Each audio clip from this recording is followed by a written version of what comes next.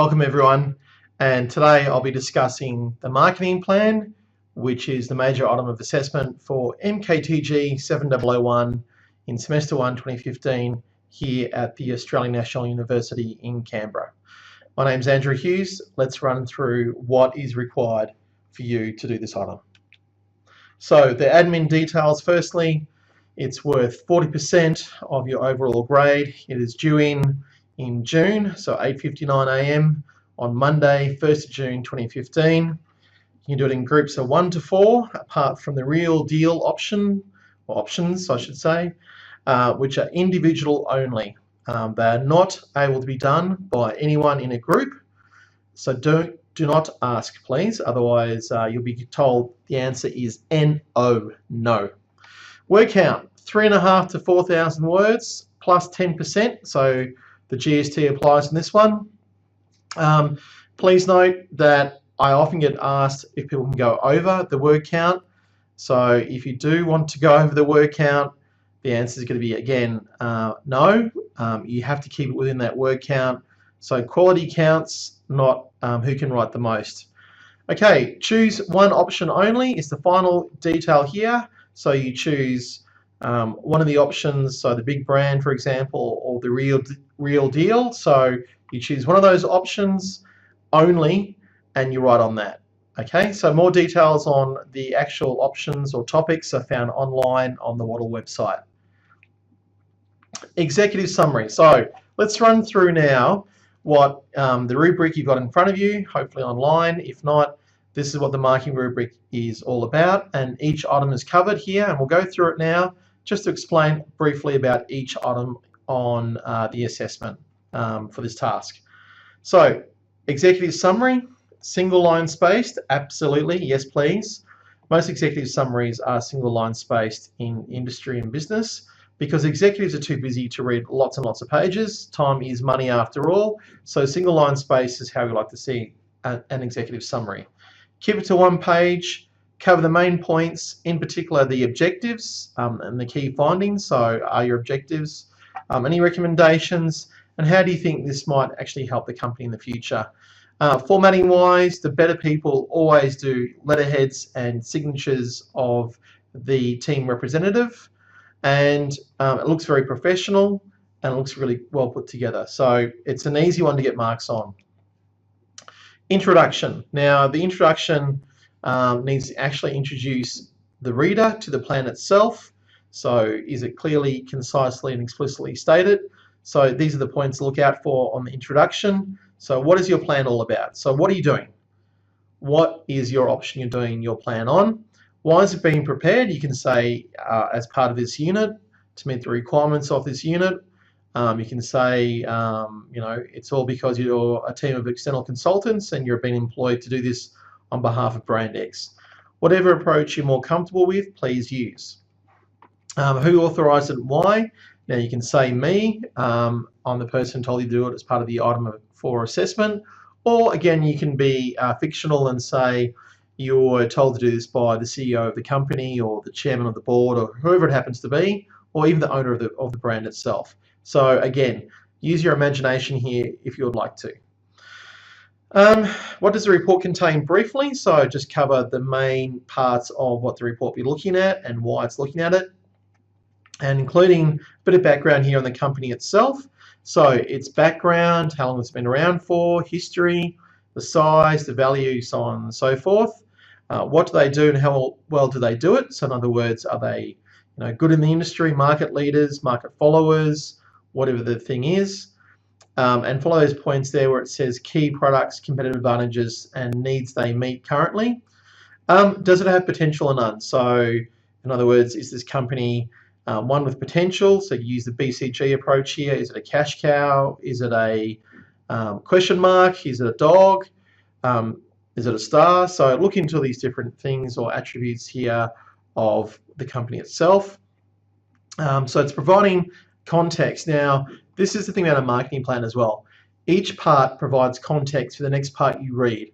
If you don't do one part prior all that well, the next parts just don't have that same punch and emphasis. So the better reports are already standing out to me as a marker on how they look and how they appear. So this is the important part of marketing plans, whereas some people already by now are just going very casual indeed.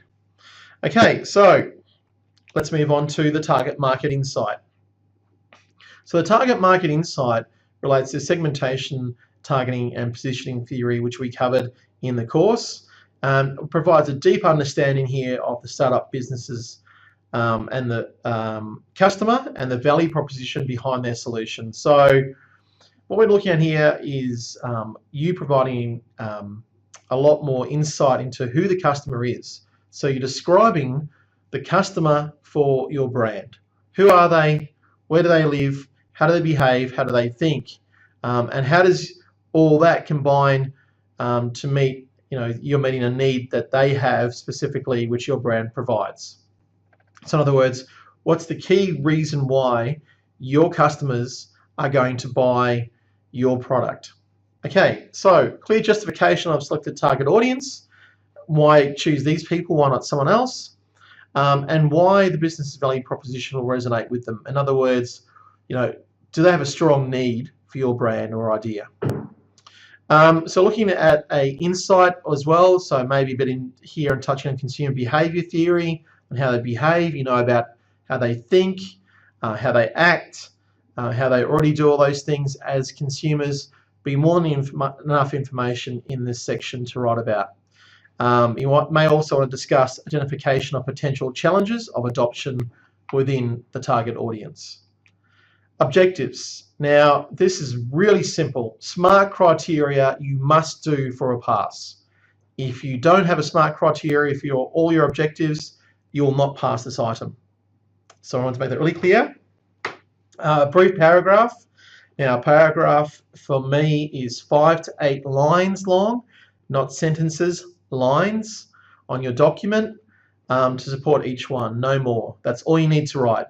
It really must be a clear and succinct and concise justification for each objective. Okay, on to the execution plan. Now, the execution plan is where the marketing magic happens. Appropriate budget and time frame is specified, so you can do that somewhere in this section, and it's just a cut and paste anyway from the sections which come next. But they're very, very brief and summary in form, whereas they go into more detail in the other sections we write about shortly. So what you need to make sure you're convincing me of is that you've kept it realistic for the execution side of things. You haven't gone off and spent $5 million on a product which might make only $100,000 a year in revenue. In other words, you're keeping your expenses reasonable for the return of the investment of your marketing money. Okay, so the plan utilizes a variety of execution strategies, so a variety of methods and techniques and marketing theory being applied to practice here to reach the objectives you talked about on the previous slide. So how they align with existing business resources as well. In other words, does the business need to go off and do something new? Is it too much of a stretch? Is that something they should be doing in the future anyway? So this is where you talk about the execution. Keep the conversation to the 4 Ps of marketing if you want to. Now you can do it different approaches here. You can do it based around the entirety of the 4 Ps. So each of those is a heading, and then it could be subheadings in those by itself relating to, for example, like promotion. There might be the promotions mix talked about in more detail. Some people like to write the marketing mix around the objectives. So how they'll use a marketing mix to achieve each objective they specified earlier on. Either or is fine with me. I can tell you now from experience, most people like to write the marketing mix around each objective. They will overlap, of course, so using the marketing mix for one objective could also meet that of a second or third objective. So it's something good to look at and understand. Okay, one thing to also really convince me of here, you've taken a holistic and integrated approach to your marketing, that you understand marketing is integrated with the various marketing principles. So for example, the 4 Ps of marketing, they're integrated with each other and they need to be consistent and applied with each other in an effective way. Key performance indicators are relevant and achievable. This will tie into your SMART objectives on the previous item. So if you haven't done that on those items, this is where it starts to be noticeable, and this is where it starts to really hurt. Finally, the marketing plan enables the business to grow both domestically and in international markets. Now, if you're focusing really on just the domestic product, that's fine. You can just talk about the domestic one only. This criteria is very broad here. I have to cover everyone's different marketing plans. So for the individual option, for example, the real deal, some people might be talking about global markets. So you need to then also consider both domestic and global markets. So that one's in context. Please keep that in mind when it comes to understanding the rubric, that I put that one in context on this item. The marketing budget. Okay, now the marketing budget itself, all I'm looking for is how you've spent your marketing money. Percentage breakdown is the key here. You don't need to really specify money unless I've told you to do it, as in the real deal option. You have 100% to spend. How are you going to spend it? People doing the SME option, as I call it, the real deal, will need to detail the spend. That means you need to itemize how much you've spent, so I know you've kept the limit. If you don't tell me how much you've spent, if you make it up, don't provide any quotes, don't provide any way of me verifying your spend, then I'm not going to take your word for it. I'm just going to mark you down. You will not get a high mark compared to other people who provide the documentation and support of how they've spent the money. Now, for everyone else doing the other options, you can just simply keep it to a percentage spend. But again, be realistic as well. You might have a rough ballpark you provide me with of how much money you're going to spend on this plan. Okay, so it could be an estimated $100,000, for example, and then obviously your 100% will be spent according to that budget. But you don't need to break it down into dollar by dollar. Okay, some people do and some people don't, but I'm letting you know now you don't have to. Keeping it realistic is very important. The worst one I've seen on a marketing plan of this nature was where someone spent $8 million on marketing, that's marketing alone, on a product which had a revenue of roughly $2 million a year. Obviously, you will not get your money back. Okay, in marketing, it'll take a long time to recoup that sort of investment, and no one has that sort of time to wait, because over time, of course, if you've seen already through the course, hopefully by now, maybe not, you'll see the product life cycle theory is working against you constantly on a daily basis to recouping that money back. All right, so the budget, you can put the 100% in a pie graph, which most people tend to. It's really simple to do on Excel, takes a few minutes maybe.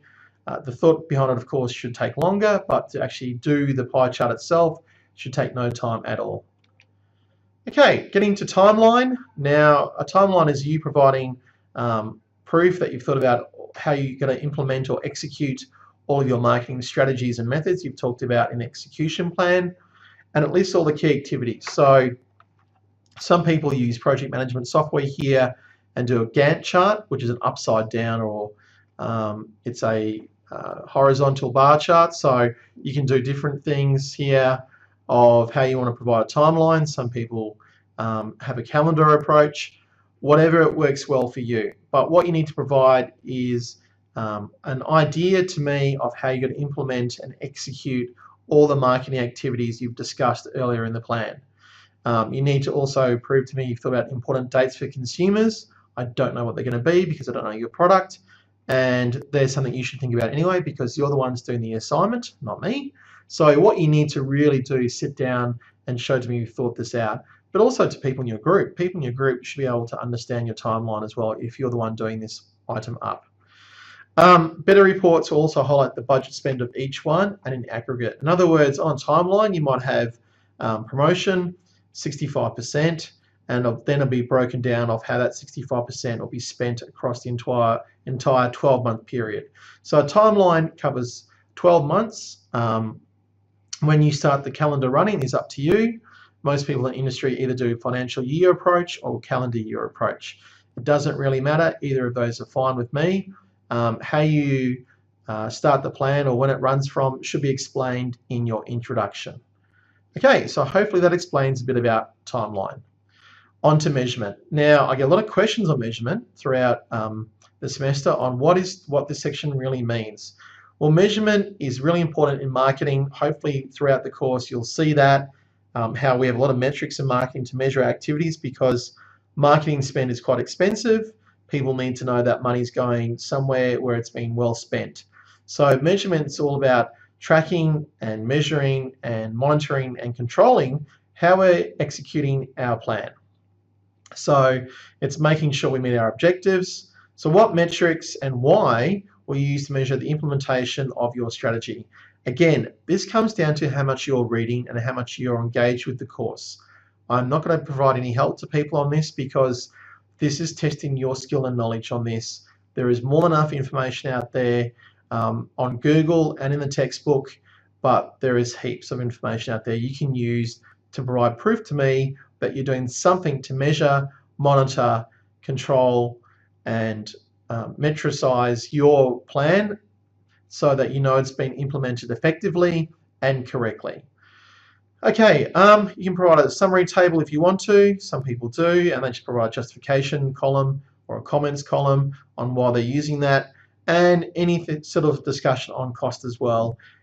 This might relate to your budget. You might have allocated 10% to research and development. Well, measurement is part of research, so this is where you spend your 10%. So it's also understanding that anything nowadays in research does cost money. Even social media, to have someone sit and look at a Twitter feed or Facebook will cost money. So you need to really itemize those things out.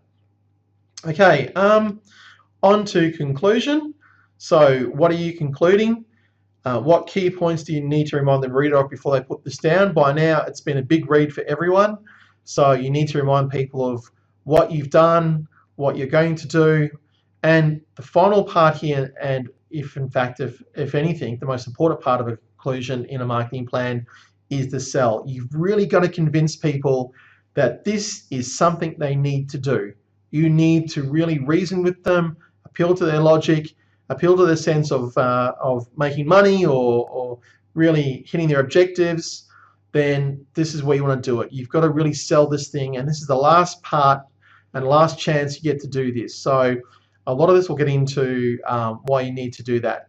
Your concluding paragraph, in fact, should be the selling paragraph, or 2 or 3. So the better people here will sometimes write maybe 3/4 of a page on a conclusion, spread out nicely, well spaced, of course.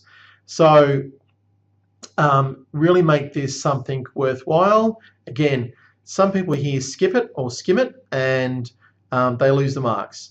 Don't lose the easy marks on this item of assessment. This is something you should be able to write quite easily, because by the end of this plan, you should know it back to front and front to back, and you should therefore be able to write one of these things up quite well. All right. Presentation. Now, I've talked a bit about presentation in some of the other items if you've watched them. I've said come back and watch this item. Maybe this is the first one you're looking at. Either way, presentation is really important on a document of this type. It is worth 40%. Every percent counts. It could be the difference between a grade for you. It could be the difference between a grade point average for you. So you need to make it count and make this look good to read, good to look at, and an enjoyable document all round. The strict part of my rules are no more than 8 lines per paragraph. 8 lines. Now, Microsoft Word has got a line counter. You can set it up, learn all about it. If you don't know how to use one, there's enough self-help out there on the internet to teach you how to use Microsoft Word. So use the line counter. If you break that rule though, sometimes there's a reason why you may go over. If you do it more than 3 times though, that's it. It's going to be all over for the presentation mark. You'll often get a 0 from me unless you've done everything else fantastic, because it looks that bad. It makes the document very hard to read. You're burying key points. No one in their right mind is going to look at your document and think that's fantastic to look at. You need to do better. You really do. This is marketing, and this is what the industry demands and wants from its graduates from marketing courses. You need to meet this criteria. So please make sure you listen to this part, because it is important to do well overall. You can use images, figures, and tables to make a bigger impact without killing the word count. Now, it's a word count, not a page count. A picture tells 1,000 words. You can use these things to help you out, refer to them in the body of your document. For example, see figure 5.1 on an explanation of whatever, and they are outside the word count. Any tables or figures or images are all outside the word count. They do not count in the word count, so you can actually add a lot more depth and a lot more complexity to your report and a lot more support to your report by using one of these simple things. Referencing needs to be professional. Please use professional referencing. If you don't know how to, I recommend you use the Academic Skills and Learning Centre here on campus. Go to their website. They have great information.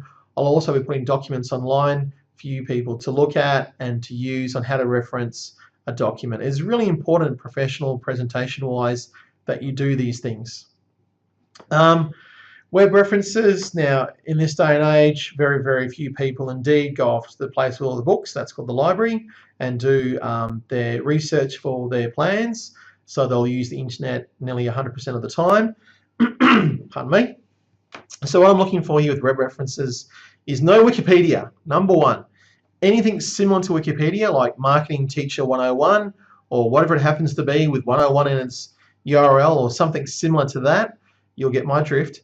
Do not use. Okay, so Wiki eHow, for example, something like that. Anything like that, please do not use as a serious academic reference to justify why your plan is going to be effective and why it will work if implemented. So do not do that. You need to demonstrate your skills, your knowledge and understanding of marketing theory and practice in this item of assessment. It is the last thing you do in the course. You therefore need to make sure you can demonstrate those things at the end of the course to a satisfactory level to get a pass mark on this item. So if you start using Wikipedia, that really says you can't do that, and therefore your mark will not be very good at all. Okay, so just a couple other things to look at. When you've handed it in, chill out. It's gone, it's finished. There is nothing more to do but wait until your marks come out from ANU when they're officially released. Please don't contact me during that period because I'll be either marking or doing exam marking of some sort. I'll be pretty busy. I can't usually talk about marks anyway until they're officially released and announced by the university, because up until that time all marks are provisional, and therefore I can't discuss them. Okay, so I know you all might be very keen to get your grades back and understand where you're placed overall. I'll do the best I can, but policy dictates what I do as a staff member of the university. So all I'm going to say is chill out. It's done. Nothing more you can do. It's over. Okay, so go and relax. Go and think about next semester or whatever else. Think about happy thoughts. I don't know, holiday somewhere, plan a holiday, trip away, who knows what. Okay, so you know, just wait for that mark to come out and then chill and relax. Okay, now I hope I've covered everything about the marketing plan. I'm sure there might be a few things I haven't, or maybe you've got questions about. So please do contact me. I'll put the answers up online so everyone else can see them. Again, thank you for listening, everyone. Thanks for watching this video, and I look forward to seeing you soon. Bye-bye for now.